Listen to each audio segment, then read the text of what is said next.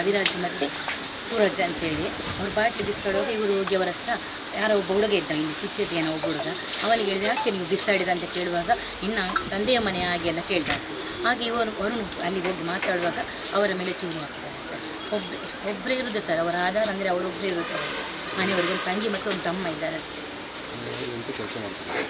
ಅವ್ರು ಕೆಲಸ ಮಾಡ್ತಿದ್ದು ಮೂಡದಲ್ಲಿ ಏನೋ ಡ್ರೈವರ್ ಆಗಿದ್ದರು ಅವರು.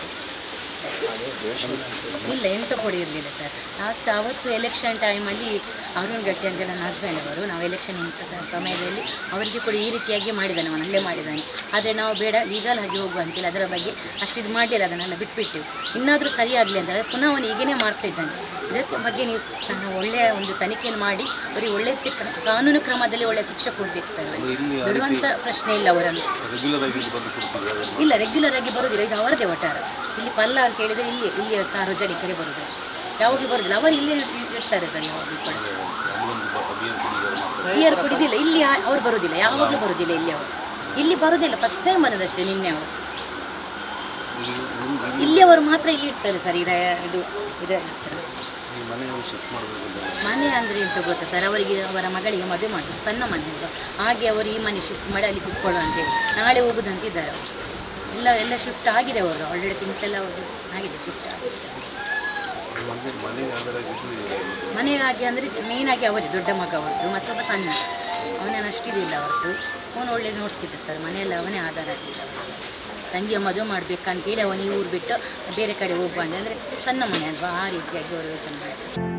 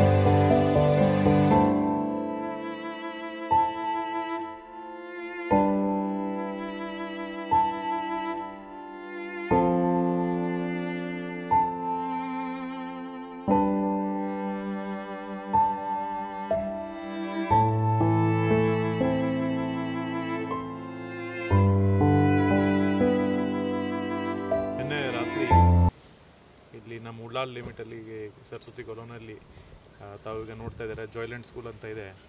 ಇಲ್ಲಿ ಪಕ್ಕದಲ್ಲಿ ಇಬ್ಬರು ಈ ಕೇಸ್ದು ಅಕ್ಯೂಸ್ಡ್ ರವಿರಾಜ್ ಮತ್ತು ಸೂರಜ್ ಅವರು ಒಂದು ಮೂಲೆಯಲ್ಲಿ ಬಿಯರ್ ಕುಡಿತಾಯಿದ್ರು ಮತ್ತು ಆ ಬಾಟಲ್ಸ್ಗೆ ರೋಡ್ ಮೇಲೆ ಹೊಡಿತಾಯಿದ್ರು. ಸೊ ಅವ್ರ ಎದುರುಗಡೆ ಸ್ವಲ್ಪ ದೂರ ಇಬ್ಬರು ವರುಣ್ ಮತ್ತು ನಾವು ಫ್ರೆಂಡ್ ಕೂಡ ಅಲ್ಲಿ ಕೂತಿದ್ರು. ಆವಾಗ ಅವ್ರಿಗೆ ಕೇಳ್ತಾರೆ, ನೀವು ಯಾಕೆ ಇದು ಬಿಯರ್ ಬಾಟಲ್ಸ್ ಹೊಡಿತಾ ಇದ್ದೀರಾ?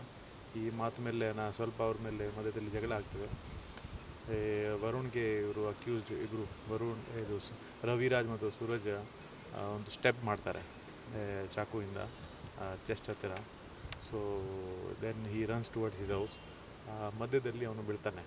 ಇಮಿಡಿಯೇಟ್ಲಿ ಅವ್ರ ಕಸಿನ್ ಬಂದು ಅವರಿಗೆ KS ಹೆಗಡೆ ಹಾಸ್ಪಿಟಲ್ಗೆ ಕರ್ಕೊಂಡು ಹೋಗ್ತಾರೆ. ಬಟ್ ಮಧ್ಯದಲ್ಲಿ ಈ ವಾಸ್ ಡಿಕ್ಲೇರ್ಡ್ ಬ್ರಾಡ್ ಡೆಡ್ ಅಂತ. ಆರೋಪಿಗಳಿಗೆ ಹಿಂದೆ ಸೊ ಈ ಇಬ್ಬರು ಆರೋಪಿಗೆ ಕೂಡಲೇ ನಮ್ಮವರು ರಾತ್ರಿ ತಪಾಸಣೆ ಮಾಡಿ ಸಿಕ್ಯೂರ್ ಮಾಡಿದ್ದಾರೆ. ಈಗ ನಾವು ಮುಂದಿನ ಪ್ರೋಸೆಸ್ ಮಾಡ್ತಾಯಿದ್ದೀವಿ. ನಂತರ ಕೆಲವು ಕಡೆಯಿಂದ ನಮಗೆ ಮಾಹಿತಿ ಬಂತು ದಟ್ ಇವ್ರ ಮಧ್ಯದಲ್ಲಿ ಹಿಂದಿನೂ ಕೂಡ ಒಂದು ಇಶ್ಯೂಸ್ ಇತ್ತು ಮತ್ತು ಕೇಸ್ ಆಗಿತ್ತು. ಅದು ನಾವು ವೆರಿಫೈ ಮಾಡ್ತೀವಿ. ಬಟ್ ಮೇಲುನೋಟಕ್ಕೆ ಸದ್ಯಕ್ಕೆ ಇದು ಇಮಿಡಿಯೇಟ್ಲಿ ಆನ್ ದ ಸ್ಪಾಟ್ ಈ ಘಟನೆ ಆಗಿದೆ ಅಂತ ಅನಿಸ್ತಾ ಇದೆ.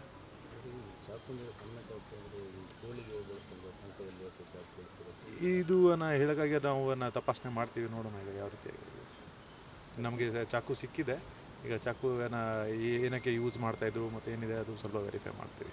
ಆರೋಪಿಗಳು ಗಾಂಜಾ ಏನಾದರೂ ಟೆಸ್ಟ್ ಮಾಡ್ತೀವಿ, ಈಗ ಬ್ಲಡ್ ಟೆಸ್ಟ್ ಮಾಡ್ತೀವಿ, ನೋಡೋಣ. ಅವರು ನಮ್ಮ ಮಾಹಿತಿ ಪ್ರಕಾರ ಅವರು ಲಿಕ್ಕರ್ ಕನ್ಸ್ಯೂಮ್ ಮಾಡಿದರು, ಬಟ್ ಗಾಂಜಾ ಬಗ್ಗೆ ಈಗ ಡ್ರಗ್ ಟೆಸ್ಟ್ ಮಾಡಿದ್ದಾರೆ.